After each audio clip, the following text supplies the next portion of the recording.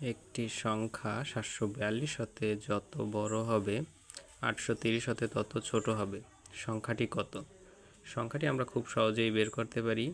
এর জন্য আমাদের প্রথম সংখ্যার সাথে দ্বিতীয় সংখ্যা যোগ করে 2 দ্বারা ভাগ করলেই হবে।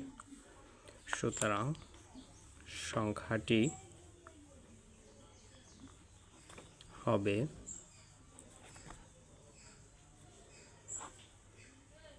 742 যোগ 830 ভাগ 2। এখন আমরা সমাধান করে পাই 2 4 3 7 15/2। 2 দ্বারা আমরা ভাগ করে পাই 7 × 14, 1 17, 8 × 2 = 16, 1 12, 6 × 2 = 12, 786। সুতরাং এটাই আমাদের অ্যান্সার।